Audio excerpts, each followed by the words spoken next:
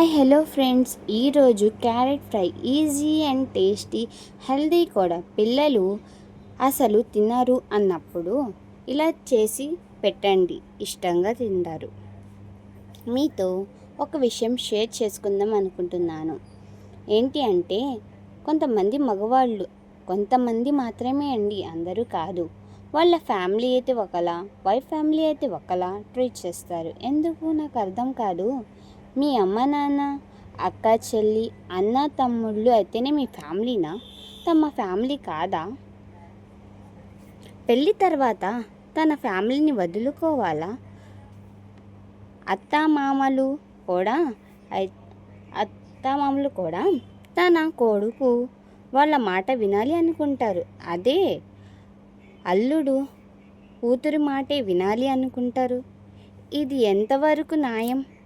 నా ఒపీనియన్ అయితే, అత్తామామ కానీ, భార్యాభర్తలు కానీ, ఒకరి ఫ్యామిలీ అంటే ఇంకొకరికి ప్రేమ అనురాగాలు ఉండాలి. ఇది కరెక్టా కాదా? కామెంట్ చేయండి. Okay, bye. అలాగే షేర్ చేయండి, సబ్స్క్రైబ్ చేయండి. ఇలాంటి పరిస్థితి మీకు ఎప్పుడైనా ఎదురైందా? ఎదురైతే నాకు కామెంట్లో తెలియజేయండి. Okay, bye. Thank you.